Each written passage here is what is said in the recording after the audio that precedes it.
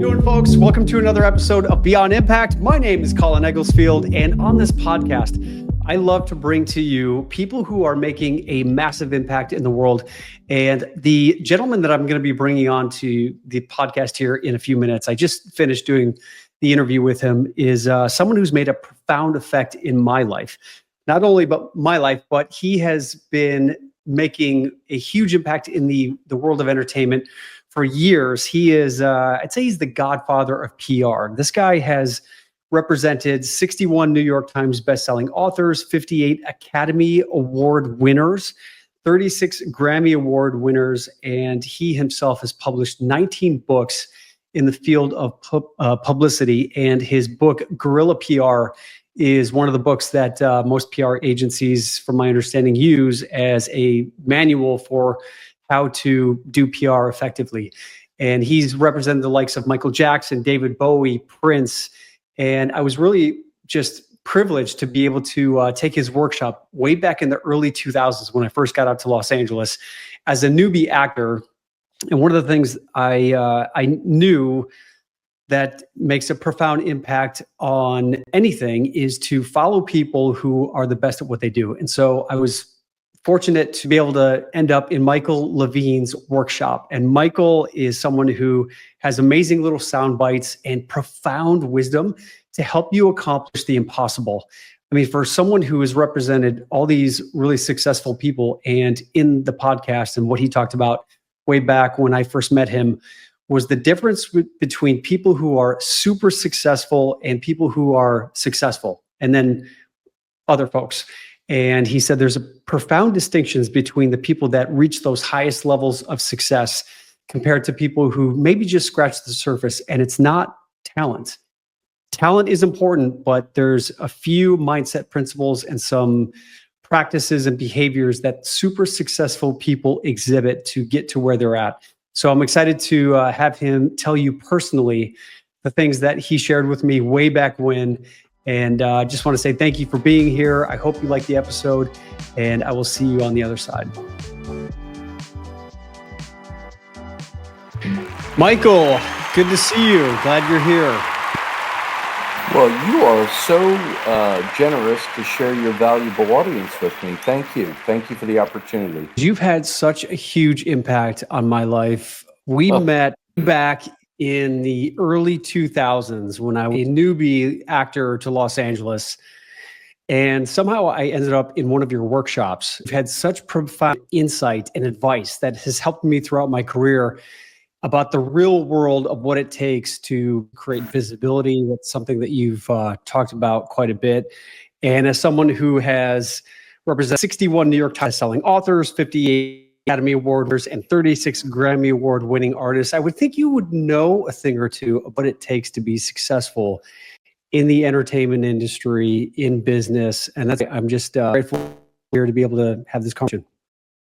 Well, Colin, it's a privilege for me to not only speak with you, but to share your audience. You've done a great job. You've done a dynamic and outstanding job at building an audience here. And I'm looking forward to our conversation. I appreciate it. So if anyone wants to hear Michael's backstory, there's a ton of podcasts out there online where you can hear about Michael's history coming from New York City, coming to Los Angeles at the age of 22 years old. And from that point, Michael, you came to LA with the ambition of what? What was your impetus for coming out to Los Angeles? Sure.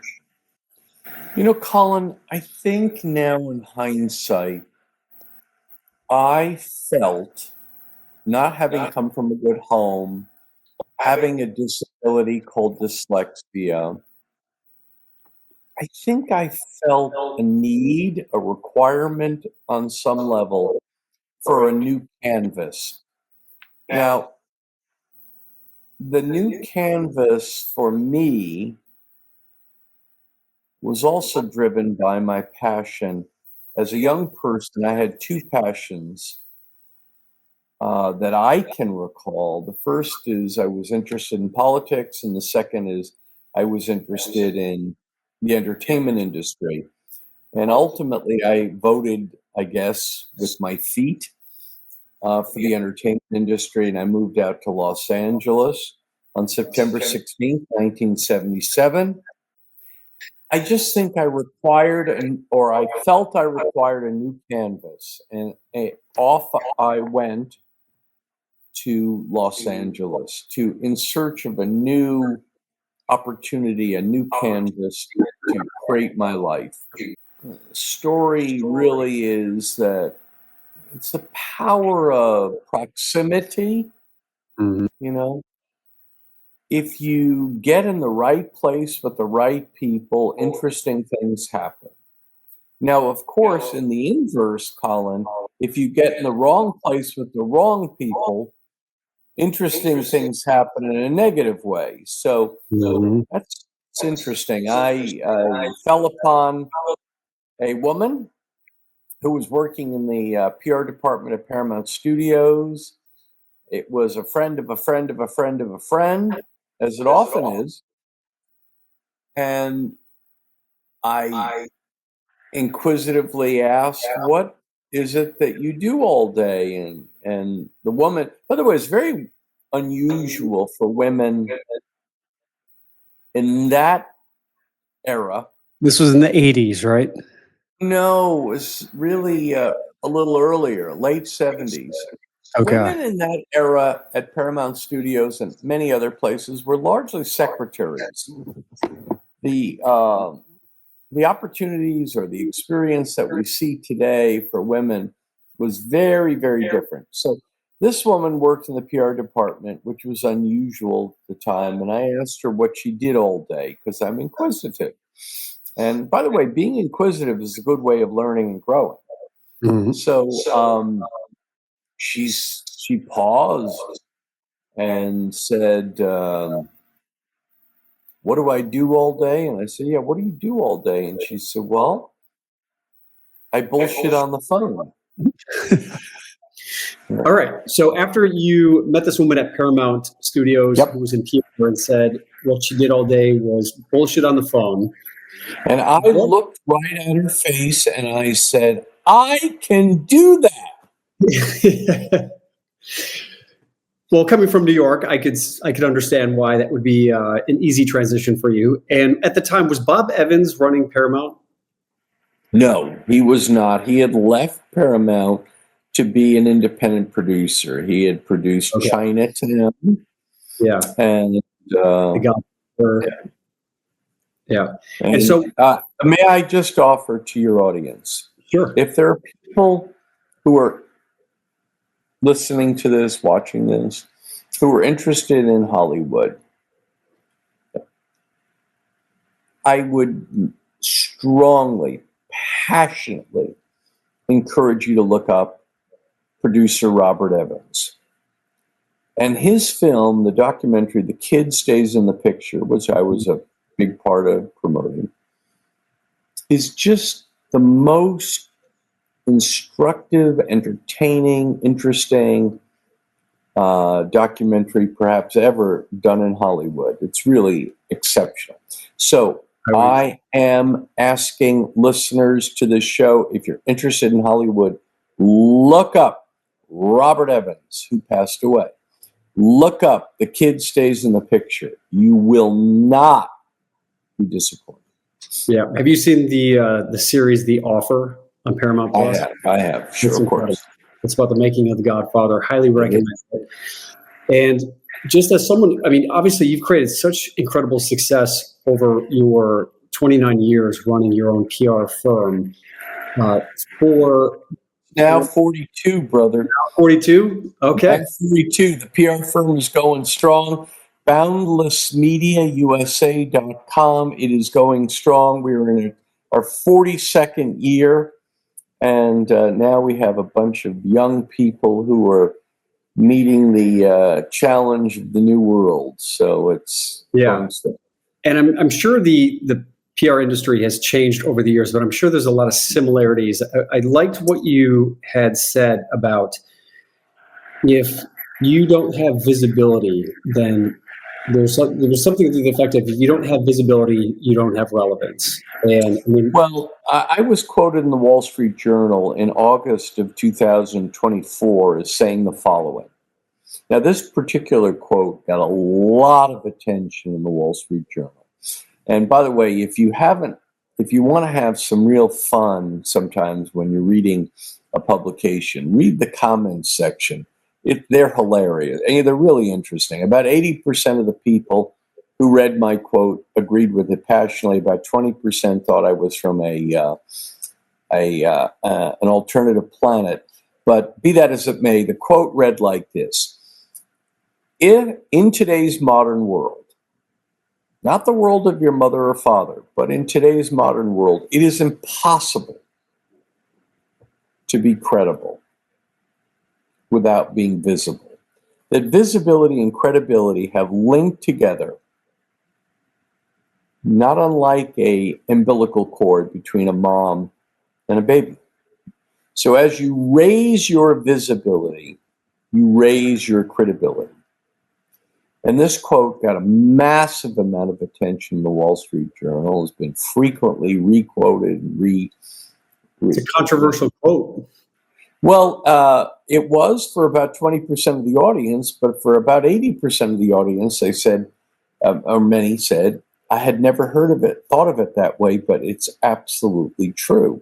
And of course, the umbilical cord metaphor analogy helps place it in a rather graphic manner. So as you raise your credibility, as you raise your visibility, you raise your credibility. That's the essence of the quote. Because there's so much noise out there. That's my man. And that's what I wanted to get to, compared to what it was like back in the late 70s and early 80s to promote a film. The marketing budgets were substantial, but nowhere near what they are nowadays, and especially with Facebook ads and all these different platforms where people are putting their content out there. For anyone who's wanting to create some sort of relevance and credibility, what would you say is one of the best ways to do it? Is it writing a book? You've written 19 books. Would it be books? Would it be just starting to go on YouTube and create your own YouTube channel? What would you say is a good way to cut through the noise that you tell some of your clients currently to create that relevance? Yeah, Colin, it's a great question. But I'm not sure it responds to one specific answer. I don't think there's one silver bullet. I think in a general sense that if you're beginning a journey, creating a group of like-minded people, creating a herd, I guess, is a term very often used. I have a different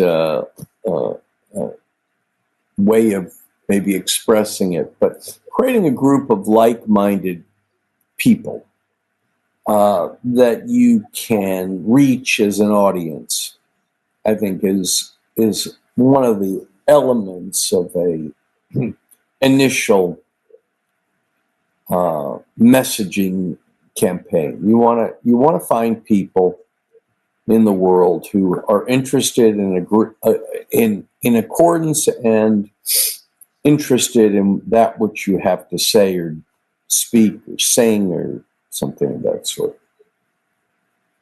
So something that you talk a lot about, knowing what your why is and being passionate about what it is that you're talking about. In terms of the success principles that you talk about, and there's 3 specific magic O's that you talk about in terms of the super successful people that you work with, the Michael Jackson, the Prince, the David Bowies. Yep. You've mentioned that you've worked with thousands of extremely talented people, and the difference between super successful people and the ones who had pretty much, if you'd say, equal or even maybe better talent. Tell us about these three magic O's of the super successful people that you recognized and have written about. Sure. Well, first, let me tell you about what set me on the journey. When I came out here and I had the privilege of working with these extraordinary people, I started to become obsessed, I guess, with a question that drove this answer. The question was, what is it that the super successful people know that the mere mortals don't know? And since I was a mere mortal, I was very invested in trying to discover this answer. What was it? Was there something about the way they thought, acted, behaved, read? What was it that made certain people super successful and others not? And I do want to delineate for you the difference between super success and success, right? You can have, if you're a regional manager at Starbucks, you may well be successful. But I'm not sure that would define super success. If you founded Starbucks, I think that would qualify. So there is a delineation between super success and success. And so I went on this obsessive journey about what was it. And at first there did not appear to be, Colin, any particular thing. You know, I took, let's say, what was it that Michael Jordan and Bill Clinton knew that I didn't know? And it didn't seem to be, there was any one particular thing. So that was frustrating. And then I stuck with the question over and over and over again. And over time, and it really did take time, years of time, and it shows you if you the power of sticking with a question. There did appear to be the beginning parts of an answer. And then over time that grew to what I think to be the defining aspects of super successful people. So these three qualities that you mentioned, and I just gave them a name, three magic O's, because I wanted them to be remembered, seem to define that which super successful people have, think, do, and average folks, or even successful folks, don't do. And so that has been a part of my evangelical journey to evangelical is, often thought to be a Christian term, but really all it means is the bringer of the good news. And so I, as a Jewish male, am a bringer of the good news. And the good news is that if you adopt these three qualities, if you can, if you're willing, if you're able to adopt these three qualities, history has taught us that you're going to go through your competition kind of like a hot knife through butter. You're going to win. Now, you're going to be tired at the end, but you're going to win, and you're going to win big. So thank you for mentioning that, and I'm happy to go over them with you if you want. Yeah, I'm dying to know. So okay. I know them. I'd love for my audience to hear them directly from the Godfather himself. Well, Colin, first of all, I'm so touched that you know them, but I'm also more touched that you remember them. But I have to say there's a fourth one that after you taught us these, you mentioned the fourth one. Yes. So have to get to that. And it's a little provocative. Yes, exactly. Sure, absolutely. You're right. By the way, I'm not sure of when you heard me give this speech, but I've given it many, many times. But I did give it, Colin. This is a wild trivia fact. One evening I gave this speech. It was a Tuesday night. It was an acting class in Hollywood. And I gave this speech. And what I most remember about this night, this Tuesday night in Hollywood, was that it was September 11th, 2001. Wow. So on the evening of the day in which planes hit the World Trade Center building, and I was born 2.5 miles north of the World Trade Center, I gave a speech that night to an acting class, and it was a full house, even on September 11th. So anyway, here they go. Now, if you'll allow me, I'd like to encourage our listeners, if they would be willing, to get a pad and pen. I think that could be valuable. I would encourage you to carry around a pad and pen many days of your life, and I think that would be valuable. But here they go. All right, 3 magic O's. These are the qualities I found present 100 times out of 100 in all super successful people. Not successful people, all super successful people. Here we go. Number 1, obsession. Obsession. A burning, maniacal rage, as if your life depended on it. Obsession. Obsession. A burning, maniacal rage, as if your life depended on it. All super successful people had this quality of obsession. Number 2, optimism. Now, this is an interesting one, I think, in that it has a lot of paradox to it. Paradox is an interesting term because life is rich with paradox. And this obsession was not the naive obsession. This was not the naive optimism that you might think of attached to, say, Mr. Rogers, or, what comes around goes around. If I'm a good person, things will work out. It wasn't that kind of optimism at all. It was a very unique form of optimism, paradoxical form. It was born after a militant need to face the brutal facts. So this form of optimism was born, created, after a militant need to face the brutal facts. And when my dear super successful friends peered out into the face of destiny, the 2 brutal facts they most often saw were: 1, the game is not easy. Number 2, the game is not fair. However,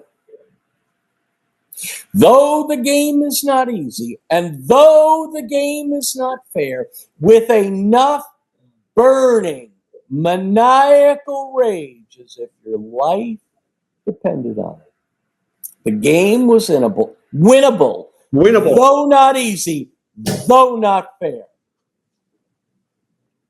Beautiful. Number 3, obligation. Our super successful friends had a weird, wacky relationship with responsibility. Their word was their bond, particularly to themselves. Let me tell you a little bit about that. Our super successful friends didn't say, "This year I want to lose some weight." They didn't say that. Here's what they did say. Colin, 8 pounds, December 8th. Colin, 8 pounds, December 8th. I understand. I hope the audience understands the difference. The goals were measurable, discernible, often shared with a friend, virtually always written. goals were measurable, discernible, often shared with a friend or mentor, virtually always written. I meet people all the time, Colin, and I say, hey, do you have some goals? And they say, oh, yes, Michael, I do. I said, great. Can you share them with me? Well, I don't have them written down. And they're just ideas. And then I say, wait. You don't have any goals, friend. You got a bunch of fun ideas floating around your pretty head, but you don't have any goals, because if goals aren't written, they're not goals. They're a bunch of fun ideas floating around your pretty head. Mm-hmm. And so it is, and so it goes. These are the 3 O's. Now, with the third O, as you may recall, dear Colin, comes the only voluntary homework assignment I give. Now, it's the best kind of homework in that it's voluntary. It means you don't have to do it. That's cool. That's great homework. But here is more description of the homework assignment if you choose to do it. Number 1, you can do it in the next 24 hours. Number 2, you can do it for free. Number 3, you can do it in 10 minutes or less. And number 4, if you do it, I will give you a 100% money-back guarantee that it will change your life instantly, radically, and radically. Dear Colin, and your listeners, the Colin listeners, here is your homework assignment. Please write it down. Are you ready? Ready. In the next 24 hours, I ask you to make a commitment to fire your flaky friends. Fire your flaky friends. Because, dear Colin, nothing will interfere with your capacity to reach your fullest and highest potential, like the noxious fumes of secondhand flakiness. There it is, 3 O's and 1 homework assignment. To all listening, good luck. And the power of mentorship, You know, our young friends today are challenged in different ways than I was, or that many have been in the past. It's a new world. It's hard to know how to navigate it. Yeah. And our young friends are struggling. Frankly, I'm quite concerned. They're struggling. They're not achieving nearly what they could or should. I've heard you talk about reducing texting by 90%. Oh, yeah, absolutely. This is laughed at by my young audiences. Yes. They think I'm out of my mind. Yes. I've said this. If you want your life to get better, if you're a young person by the way, in today's world, if you're a young person under 35, now it used to be, that was preposterous 40 years ago. 35 was not young. But today, if you're under 30, under 35 years old, and you want your life to get better, I can't think of anything you can do that would assist you in that journey more impactful than reducing your texting by 98%. Mm-hmm. And I refer to that merely as a start. Now, I understand that my young friends think this is idiotic. I'm old. I'm ancient. I don't understand. The question is not whether I'm ancient. The question is whether I'm right. You see, I believe that you and I could go today to any audience member of yours and ask them to give us their telephone. And then together with them, we would review their last 100 text messages. We would review them together, all of us. And I believe that 95% of them would be nonsensical, time-wasting, idiotic, addictive, absurd. And by the way, I believe that if the reason that your audience members would be uncomfortable giving me their phone is because they know it. Emojis and nonsense, back and forth, stupid, sup, what's up, hey, you. No wonder you're failing, you jackass. You're wasting your life with nonsense. Yeah. And so transitioning into the fourth O, would you mind touching on with this fourth O for the super successful people? Well, first of all, it wasn't mine. And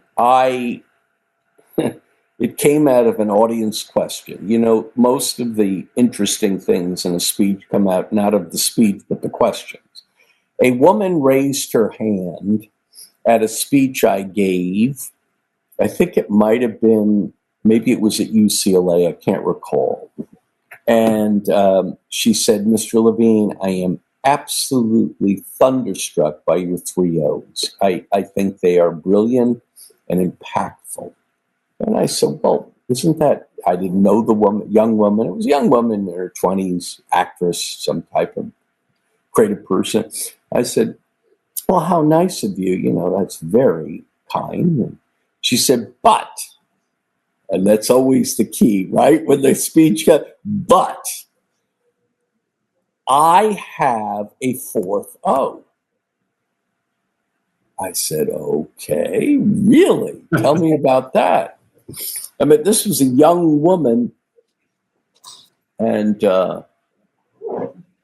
don't, you know, maybe she's 23, 24 years old. So I didn't think she had a vast resume of working alongside super successful people. So I was fascinated to hear what her 4th O was.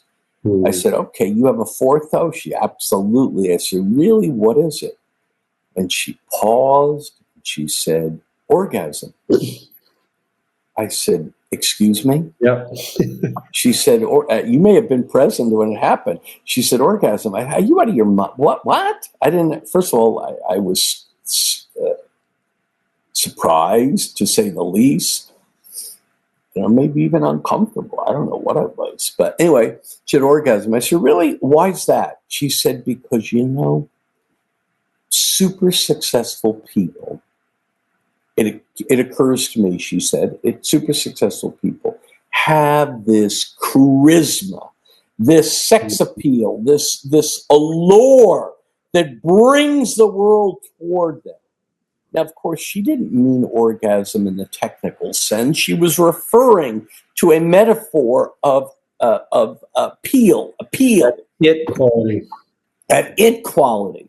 Yeah. And, you know, I said, you know, I don't even remember the young lady's name. I said, wow, that is very fascinating. I have to think about that. The audience responded well. And, of course, it was very provocative. She was trying to come up with an O. She said orgasm because she needed an O, right? And she didn't really mean it. She meant appeal, allure. And anyway, it was interesting, and you somehow remember that or something. I remember it. Yeah. Well, I've also heard you say, and you're just so insightful when it comes to these pieces of advice that are simple but practical. You also mentioned that you were at a party and Lionel Richie mentioned to you that you are who you hug. Right. I always thought that was amazing. Maybe, Colin, that's so interesting. Maybe my gift is not that I'm that smart, but I'm a good observer of smart people. Lionel Richie was at a party. Now, Lionel Richie is a great musical talent. Many of your younger audiences members won't know who he is, but many, some of the people will. Brilliant musical talent. Never thought of him as a particularly profound person, but a great musical talent who I admired and admired greatly. And he said to me once at a cocktail party, Michael, you are who you hug. And I thought to myself, what an unusual remark. First of all, coming from Lionel Richie, I didn't think I understood it fully. And then it occurred to me over a little bit of time. Isn't that interesting? You are who you hug. You are who you're around. And particularly, I think what Lionel was trying to say is not who you're around, but who you're close to. Because you only hug, generally, people you're close to. So I thought it was a profound remark, and I think there's some truth to it. I will say this, and I don't know if my remark is as intriguing as Lionel's, but I would say this to your audience. If you find yourself on August 14, 2025, which is the day we're taking this, if you find yourself with 4 friends in your life who are broke, not to worry, you will be the 5th. See, friends, if you find yourself in your life with 4 friends who are broke, you will be the 5th. So true. So true. And with all of the incredible, super successful people that you've worked with, can you share anything that you have learned other than these 4 O's of success? Is there anything specific other than what Lionel Richie told you that... Colin, I think life begins personally and professionally. Not just professionally, because we're talking a lot about professional success or professional stewardship. But I think that life personally and professionally begins with one question that happens to have 2 parts. So this one question is exactly the same question for the personal part of your life as the professional part of your life. That's interesting. Same question for personal and professional. And I believe that this is the introductory question to the journey. That until you can comfortably answer this question, you're basically driving around in circles at a Walmart parking lot. You're driving, you're not getting anywhere, but you are driving. So it feels like you're doing something, but... Yes, it often creates a sensation that you... By the way, social media is like this as well, right? You have this real sense that you're doing something. And you are doing something. It's largely masturbatory, but you are doing something. So this one question has 2 parts to it. The first part is, what do you most want? And the second part is, what are you willing to give up to get it? And I think our super successful friends were clear on both aspects of the question. What they wanted differed. What they were willing to give up didn't. Just about everything.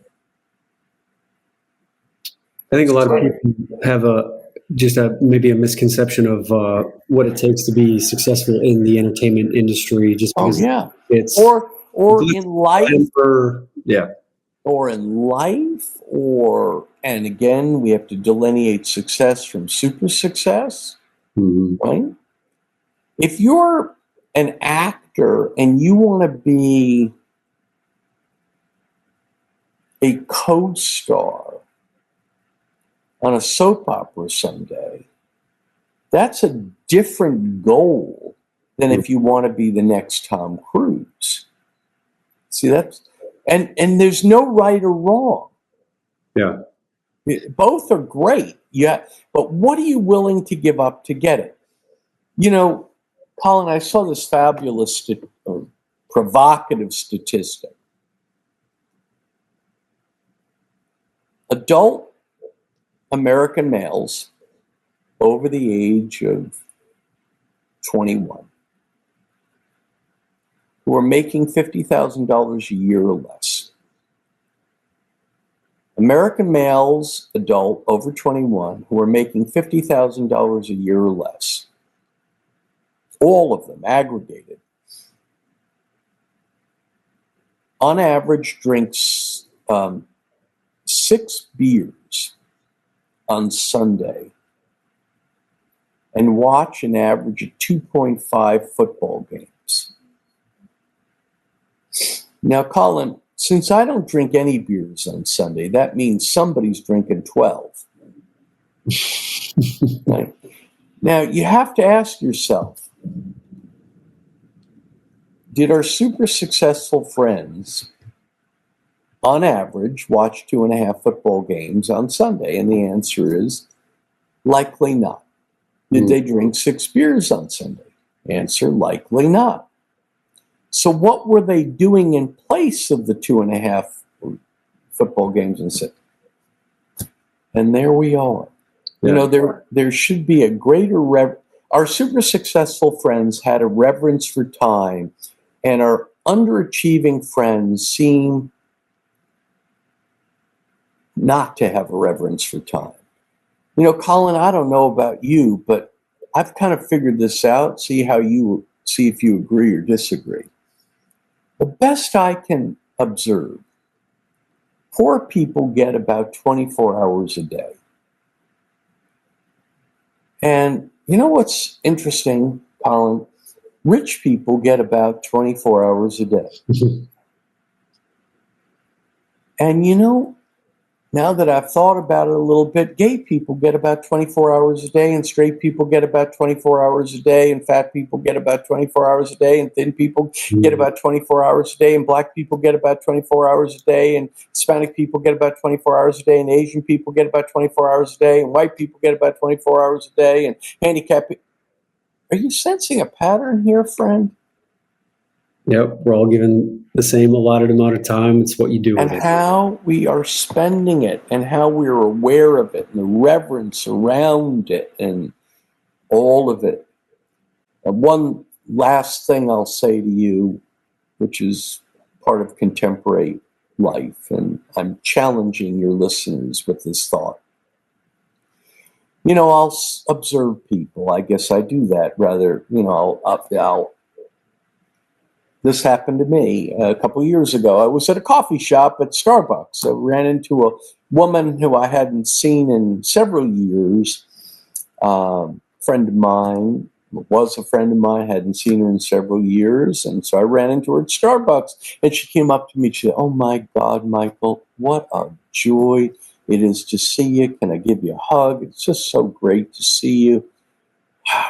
Wonderful, wonderful, Michael. I've been thinking about you.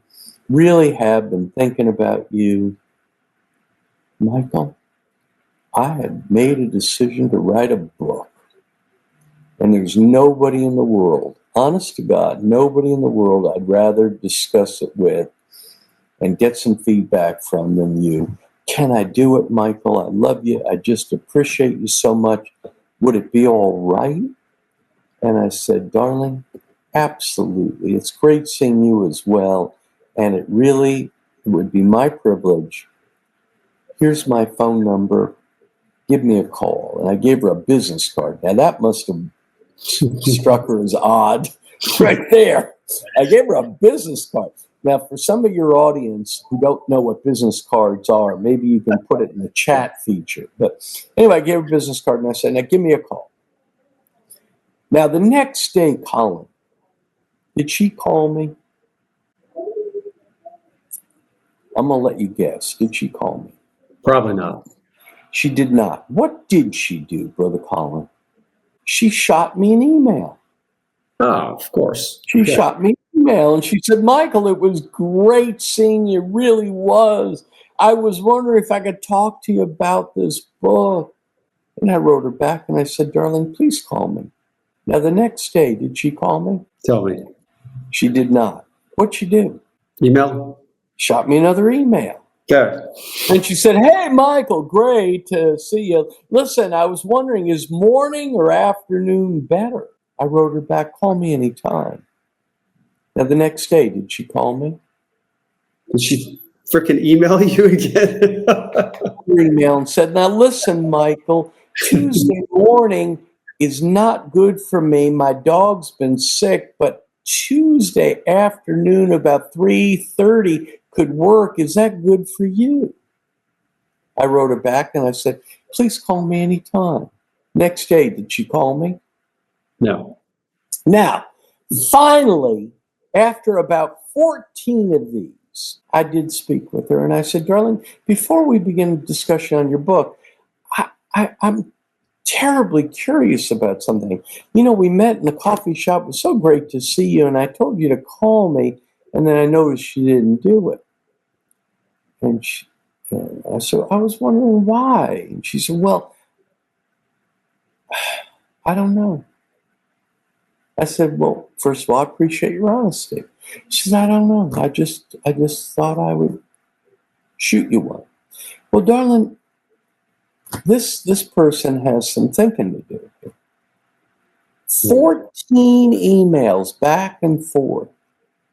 Now, it's easy to sit and listen to this story and say, oh, what a jackass, what an idiot, this woman's crazy. But guess what?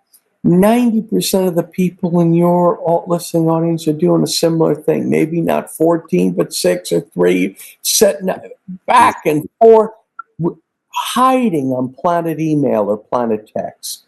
Yeah. It's as if asking them to make a telephone call is frightening. And stop hiding on planet email. Stop. There you go. Exactly. And for people who are not hiding and who are actually taking action to do something about their careers and what they really care about, I've been starting to speak on more stages, just motivational and inspirational. I've been working with different corporations and charity groups and that sort of thing. As someone who has been on, how many stages would you say you have spoken in your career? Many thousands, not thousands, many thousands. So for those of my audience members who are wanting to do more speaking opportunities, and when you do book these opportunities, can you give us some insight and some advice on how to secure these speaking opportunities? And once you do, when you're up on the stage, can you share with us some of the techniques and insight that you like to create a memorable keynote?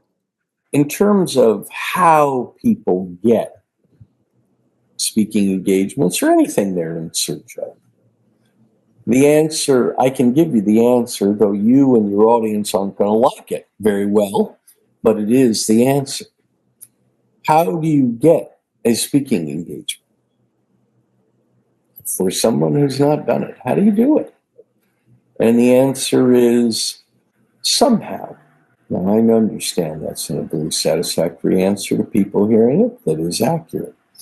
You go through the front door, the back door, the side door, the chimney. You do anything you can to get an audience somehow.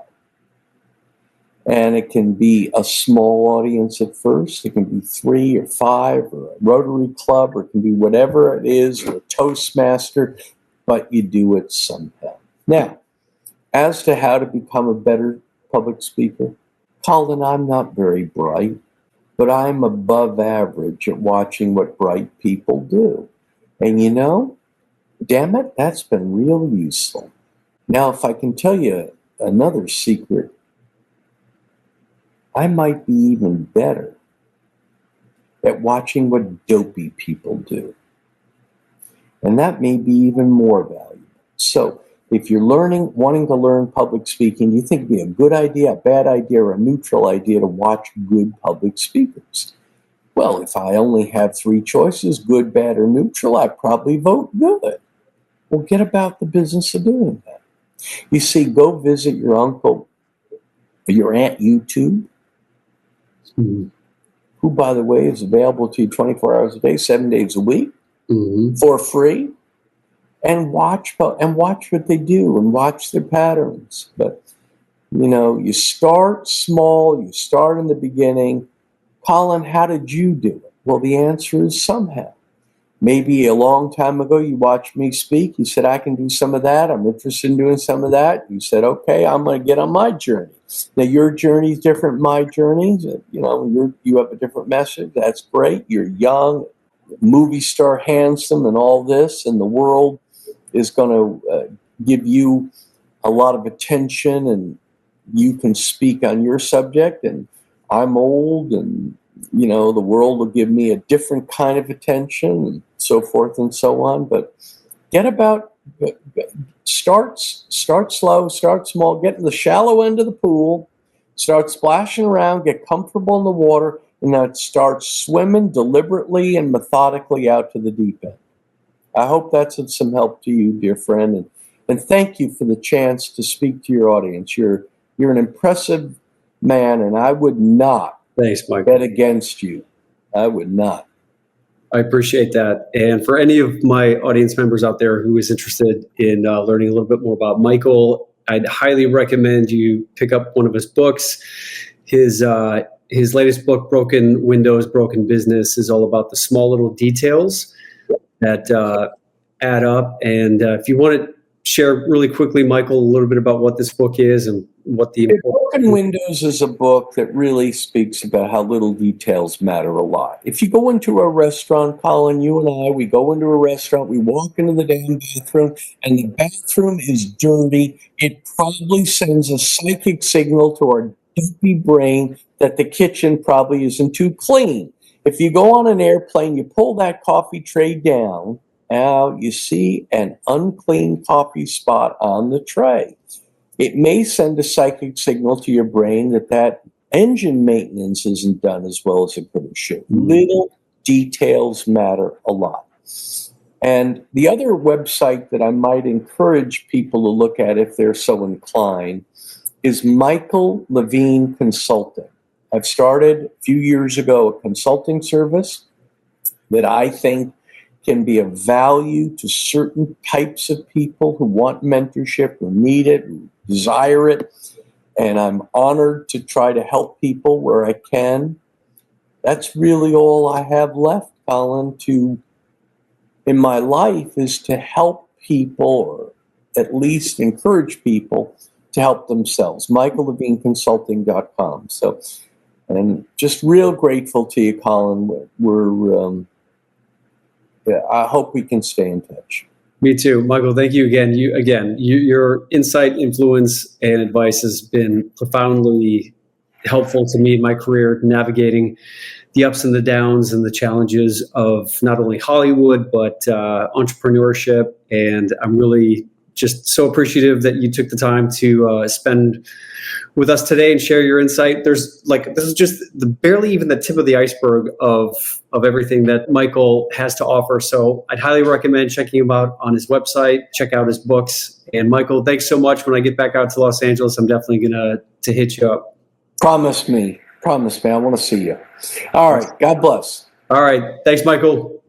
Take care. All right. So what did you think? Pretty profound, right?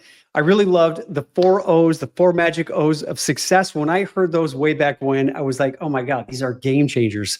And I think the question that really resonates most with me too is when he talks about what do you want most and what are you willing to give up to get it? Those are pretty profound things. They're pretty simple, but pretty profound.